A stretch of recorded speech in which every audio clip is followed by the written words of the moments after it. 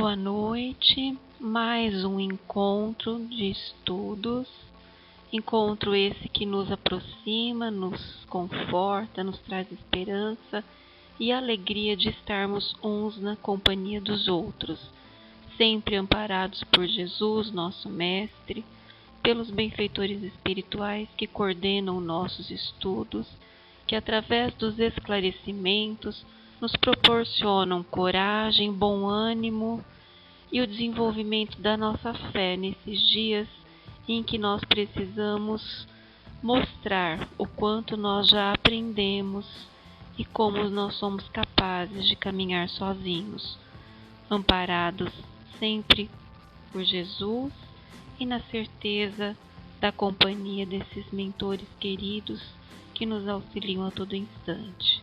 Que essa paz permaneça conosco durante o nosso estudo. E na noite de hoje nós vamos estudar o capítulo 18, Apontamentos à Margem.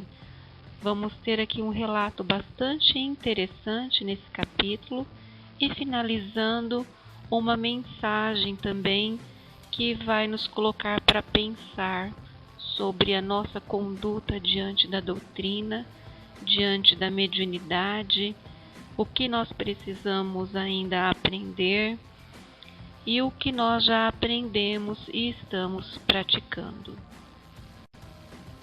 Dona Ambrosina continuava psicografando várias mensagens endereçadas aos presentes. E um dos oradores, sob influência de benigno mentor da espiritualidade, salientava a necessidade de conformação com as leis divinas, para que a nossa vida mental se refaça, fazendo jus às bênçãos renovadoras. Enquanto isso, alguns encarnados permaneciam sonolentos, outros vampirizados por obsessores caprichosos que os acompanhavam de perto. Muitos desencarnados, no entanto, à medida que iam compreendendo, eram ali sendo tratados, iam recebendo passe, e ao mesmo tempo se esclareciam e eram recolhidos. Gabriel, de olhos percussientes e lúcidos, presidia tudo com firmeza. Nenhuma ocorrência passava sem que ele percebesse. Aqui um leve sinal, entidades encarnecedoras eram exortadas à renovação de atitude. Ali socorria-se doente, que ele indicava com silenciosos gestos de recomendação. Ele era o pulso de comando forte e seguro, sustentando a harmonia e a ordem na exaltação do trabalho. Completamos a mesa enorme em que a direção se processava com equilíbrio irrepreensível, e fitando a médium rodeada de apetrechos do serviço em atividade constante. O Hilário vai começar uma série de perguntas bastante interessantes para a nossa reflexão. Então, diante de tudo aquilo que acontecia na sessão mediúnica, diante das inúmeras psicografias, o Hilário começa a questionar: por que tantas mensagens pessoais dos espíritos amigos? Ao que o Aulus vai responder. São respostas reconfortantes a companheiros que lhe solicitam assistência e consolo, mas apresentam alguma solução definitiva para os problemas expostos? E o Aulus vai responder que não. E ainda ele pergunta: se é assim, por que o motivo do intercâmbio? Se os desencarnados não podem oferecer uma conclusão pacífica aos tormentos dos irmãos que ainda se demoram na carne, por que a porta aberta entre eles e nós, né? Então, por que mediunidade? Por que isso daí? E aí o Aulus vai responder para ele que não se esqueça do impositivo da cooperação na estrada de cada ser. Na vida eterna, a existência no corpo físico, por mais longa, é sempre curto o período de aprendizagem. E não nos cabe olvidar que a Terra é o campo onde ferimos a nossa batalha evolutiva. Dentro dos princípios de causa e efeito, adquirimos os valores da experiência com que estruturamos a nossa individualidade para as esferas superiores. A mente, em verdade, é o caminheiro buscando a meta da angelitude, contudo, não avançará sem auxílio. Ninguém vive só. Os pretensos mortos precisam amparar os companheiros em estágio na matéria densa, porquanto em grande número serão compelidos a novos mergulhos na experiência carnal. É da lei que a sabedoria socorra a ignorância e que os melhores ajudem os bons. E daí os homens, cooperando com os espíritos esclarecidos e benevolentes, atraem simpatias preciosas para a vida espiritual, e as entidades amigas, auxiliando os reencarnados, estarão construindo facilidades para a vida de amanhã, quando de volta à lide terrestre. Então aqui fica claro a importância desse intercâmbio entre encarnados e desencarnados, porque uns motivam os outros a continuarem a tarefa evolutiva. Lembrando que no plano espiritual nós não evoluímos tanto como no plano material. No plano espiritual nós estamos aptos a aprender uma série de coisas com mais facilidade, mas na hora de colocar em prática, o plano terrestre ele é melhor, ele nos dá mais atividades e nos proporciona um aprendizado mais eficaz. Por isso a necessidade da encarnação. E aí aqueles que ficam no plano espiritual apoiam aqueles que estão no plano físico. E assim sucessivamente nós vamos evoluindo. Então aí a importância desse intercâmbio, como o Aulus deixa bem. E o Hilário vai continuar nas argumentações dele. Mas eu me recordo que no mundo habituamos a esperar do céu uma solução decisiva e absoluta para inúmeros problemas que nos deparam. E o Aulus vai dizer que realmente a gente, quando está aqui encarnado, nós ficamos esperando que aconteça um milagre na nossa vida e que todos os nossos problemas sejam solucionados. E aí ele vai dizer que vamos lembrar, que isso é uma antiga viciação mental que existe no planeta. E para que a gente tenha maior clareza do assunto, lembremos das exemplificações de Jesus. Quando ele esteve encarnado, ele auxiliou doentes e aflitos sem retirá-los das questões fundamentais que lhes diziam respeito. Por exemplo, Zaqueu, o rico, prestigiado pela vida que lhe foi feita, sentiu-se constrangido a modificar a sua conduta. Maria de Magdala, que lhe recebeu carinhosa atenção, não ficou livre do dever de sustentar-se no árduo combate à renovação interior. Lázaro, reerguido das trevas do sepulcro, não foi exonerado da obrigação de aceitar mais tarde o desafio da morte, e Paulo de Tarso foi por ele distinguido com um apelo pessoal às portas de Damasco. Entretanto, por isso, o apóstolo não obteve dispensa dos sacrifícios que lhe cabiam no desempenho da nova missão. Segundo reconhecemos, seria ilógico aguardar dos desencarnados a liquidação total das lutas humanas. Isso significaria furtar o trabalho que corresponde ao sustento do servidor, ou subtrair a lição ao aluno necessário de luz. Então vamos lembrar aqui, que em nenhum momento Jesus, curando as pessoas, as libertou de seus débitos ou de suas culpas, Muito pelo contrário. Ele dizia, como ele disse para Madalena, para a mulher adúltera, vai e não peques mais. O não pecar mais era não voltar a cometer os mesmos erros, os mesmos equívocos. Então está aí a transformação íntima. Então ele não tirou, ele não fez nenhum milagre como a gente imagina, mas ele ensinou qual era o caminho da transformação íntima para que nós, encarnados, possamos reconhecer as sombras que nós temos dentro de nós, como diz o nosso Rossandro, agasalhá-las, aceitando-as e, uma vez aceitas, trabalhar para que nós nos modifiquemos. Então, esse foi o ensinamento deixado por Jesus. Enquanto se dava essa conversação entre Hilário e Aulus, do outro lado da sala continuavam os trabalhos de assistência. E aí nós vamos encontrar uma senhora que se encontrava em oração e em pensamento, chamando pelo filho desencarnado, para que ele pudesse ali se manifestar e dar uma comunicação para consolá-la, porque ela estava muito triste, muito amargurada. Inclusive ela pensava, passava pela cabeça dela também morrer para acompanhar o filho, pois se tratava de um caso de suicídio. E aí então eles vão se aproximar dela, vão aplicar passes para que aquelas ideias, aqueles pensamentos de tristeza e de vontade de morrer sejam retirados.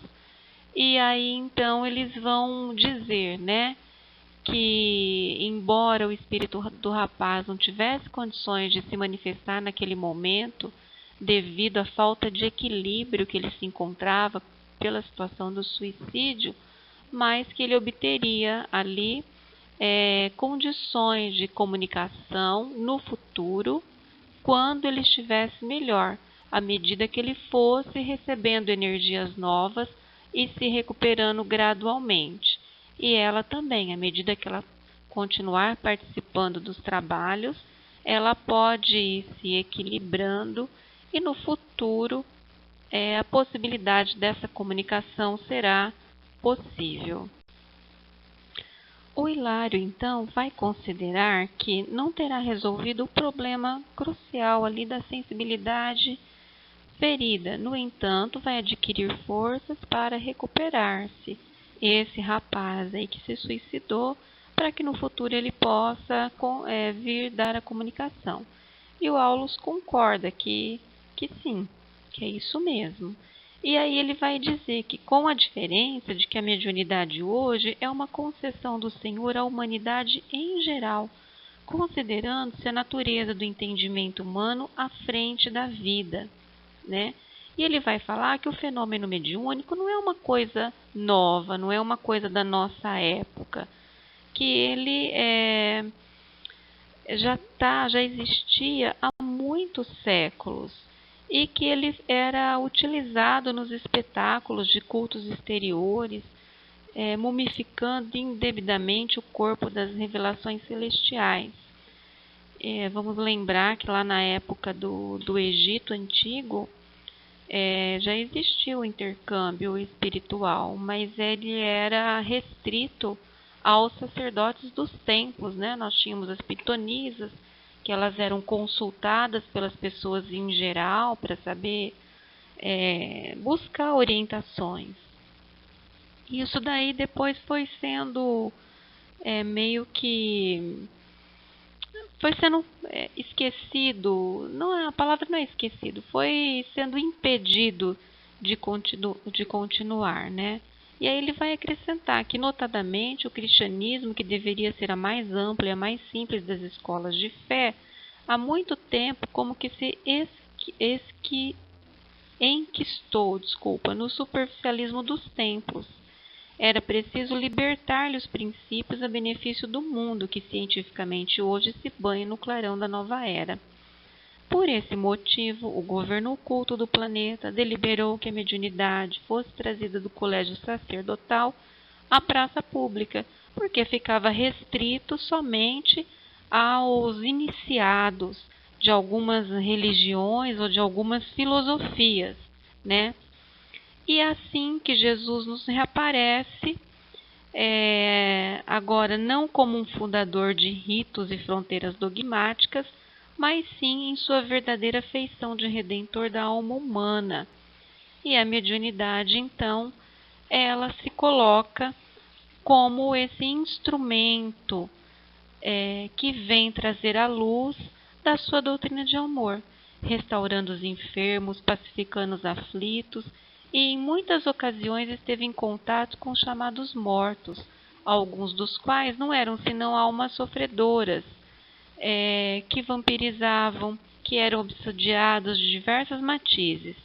E além de surgir um colóquio com Moisés, materializado no Tabor, Ele mesmo é o grande ressuscitado, legado aos homens, o sepulcro vazio e acompanhando os discípulos com acendrado amor para que lhe continuassem o apostolado de bênçãos.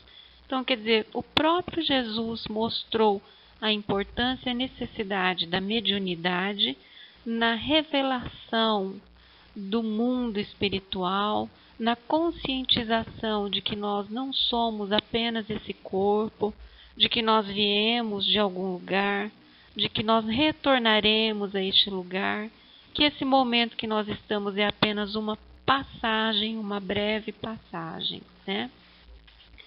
Eu não vou me aprofundar nas questões do governo oculto que está citado aqui, porque eu não tenho muito conhecimento a esse respeito. Daquilo que eu pesquisei aqui na internet, eu achei assim algumas coisas um pouco fantasiosas.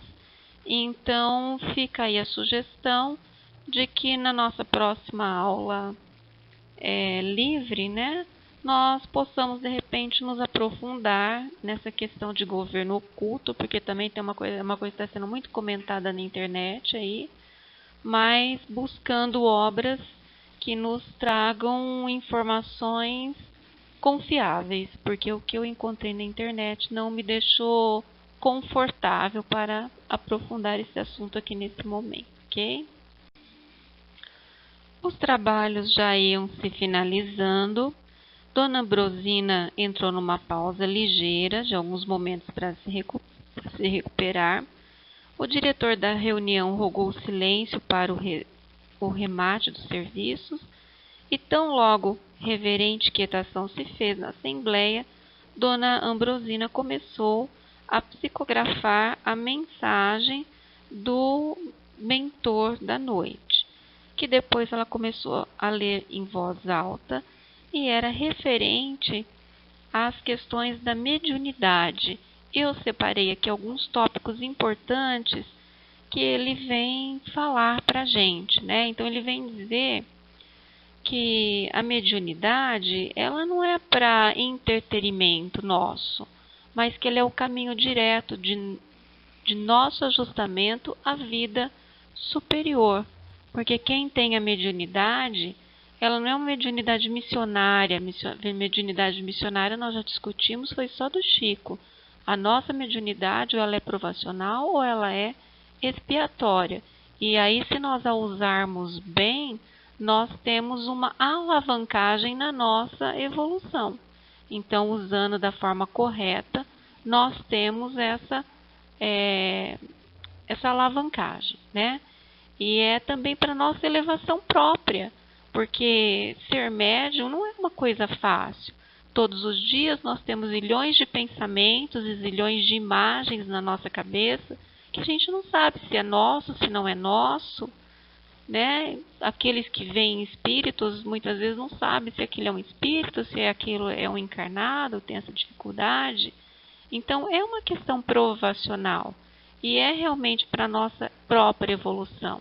E aqueles que recebem a mensagem, aquela mensagem confortadora ou aquela mensagem esclarecedora, é para que a pessoa pense naquilo que ela está recebendo, que ela reflita, que ela se interiorize, que ela busque os pontos que ela tem dificuldade na vida para se melhorar, para a sua reforma íntima, então também é para elevação própria.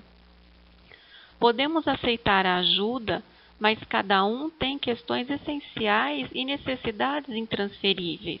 Então, ninguém está dizendo aqui que eu preciso de um auxílio, de uma orientação do meu mentor espiritual, eu não vou pedir? Sim, eu vou pedir. O problema é a gente aceitar aquilo que eles colocam para a gente, que na maioria das vezes não é aquilo que nós queremos ouvir, né? Na maioria das vezes nós queremos que eles deem uma resposta que solucione todos os nossos problemas. E isso não existe, porque os nossos problemas, eles são colocados como instrumentos para a nossa elevação. Se nós utilizarmos bem esses instrumentos, nós vamos conseguir atingir o nosso objetivo. Se nós não utilizarmos, nós vamos ficar estacionados. Os desencarnados e os encarnados, nós estamos experienciando para o nosso crescimento rumo à imortalidade. Então, a comunicação deles para conosco, elas têm um caráter educativo também, porque também não é fácil para eles se comunicarem, não. Se alguém acha que é fácil para um espírito chegar para o médium e passar aquilo que ele está pensando, não é. Existe todo um preparo, existe um trabalho, né? Existe técnica. Não é simplesmente chegar do lado, falar no ouvido e o médium escreve ou o médium fala. Existe uma questão de sintonia, né? Então, não é fácil, não. Então, requer também um aprendizado de paciência, de perseverança, de amor, para que isso aconteça. E para que a gente não atribua ao médium ou à mediunidade as obrigações que nos competem, porque a nossa evolução é uma obrigação nossa. Cada um evolui individualmente. Não tem como o outro evoluir por mim, não tem como o outro fazer por mim. Eu não posso passar pela dor do outro, eu não posso passar pelo sofrimento do outro. Sou eu que tenho que passar com os meus recursos, com as minhas dificuldades, com o meu entendimento, e cada vez que eu supero isso, eu me coloco na condição de passar para um próximo degrau onde eu tenha um desafio maior que me possibilite então essa evolução, a concretização desse aprendizado, né? Após esses comentários, o mentor continua e faz a seguinte pergunta: e se o espiritismo e a mediunidade não nos solucionam os enigmas de maneira absoluta, que estarão ambos fazendo no santuário religioso da humanidade? Porque é uma pergunta que a gente pode se fazer, né? Se os espíritos não respondem aquilo que a gente quer saber, para que eu quero me comunicar com o espírito? E aí ele vem dizer aqui, ó, que neles reencontramos o pensamento puro do Cristo, auxiliando-nos a compreensão para mais amplo discernimento da realidade. Neles recolhemos exatos informes quanto à lei das compensações, equacionando aflitivos problemas do ser, do destino e da dor, e deixando-nos perceber de alguma sorte as infinitas dimensões para as quais evolvemos. A eles deveremos, acima de tudo, a luz para vencer os tenebrosos labirintos da morte, a fim de que nos consorciemos, afinal, com as legítimas noções da consciência cósmica. Então, olha só, gente, para que nós precisamos? Porque sem eles, sem dúvida, as nossas angústias, as nossas dúvidas seriam muito maiores. E eles nos querem tão bem, eles nos ajudam tanto, a gente não tem nem ideia do quanto eles nos ajudam, do quanto eles nos amparam, sejam nossos mentores, sejam nossos anjos guardiões, sejam os nossos familiares que já desencarnaram, estão nas condições de nos auxiliar, sejam amigos que nos querem muito bem, pela sintonia com as coisas boas que a gente faz e que nos ajudam nos momentos difíceis com bons pensamentos, com auxílios que sequer imaginamos, né? Então, a nossa vida ela é realmente muito influenciada por eles. Aquela questão do Livro dos Espíritos que pergunta, né, o quanto nós somos influenciados pelos espíritos, realmente aquilo é realidade. Nós somos muito influenciados e somos muito influenciados para o bem, desde que nós mantenhamos a sintonia. À medida que mantemos a sintonia com o bem, nós teremos sempre boas inspirações para as inúmeras questões que nós temos todos os dias diante das dificuldades que nos são colocadas. E ele complementa para finalizar a mensagem: acreditai seja pouco revelar a excelsitude da justiça. Admitai seja desprezível descortinar a vida em suas ilimitadas facetas de evolução e eternidade, né? E aí ele mesmo responde: reverenciemos, pois, o espiritismo e a mediunidade como dois altares vivos no templo da fé, através dos quais contemplaremos de mais alto a esfera das cogitações propriamente terrestres, compreendendo por fim que a glória reservada ao espírito humano é sublime e infinita no reino divino do universo. Então, gente, se não fosse a mediunidade, se não fossem os espíritos, muitas coisas que hoje nós sabemos, muitos avanços que nós temos em todas as áreas do conhecimento, não seria possível. E a nossa evolução não teria acontecido dessa maneira, né? Então, é muito importante a comunicação com os espíritos, é muito importante a mediunidade, desde que ela seja bem utilizada, utilizada com sabedoria, utilizada com disciplina, desde que a gente tenha consciência que ela não é para divertimento, ela não é para envaidecer, ela não é para promover ninguém e tampouco para nos dar o sustento de cada dia, porque inclusive Jesus tinha a profissão de carpinteiro e trabalhou até ele começar as suas pregações. Paulo de Tarso voltou a fazer sandálias enquanto ele pregava na casa do caminho e ajudou muito com o dinheiro da venda das sandálias que ele fazia. Nenhum deles viveu de mediunidade. Então a mediunidade é para o serviço do Cristo em favor dos nossos irmãos e uma alavanca para aqueles que a têm conseguir uma evolução mais rápida, desde que nós saibamos utilizá-la. Finalizamos então mais um estudo. Espero que tenha esclarecido dúvidas. Me coloco à disposição para responder os questionamentos, as dúvidas que restaram, para compartilhar as informações que alguém queira dividir conosco. Agradeço a paciência e o carinho de todos.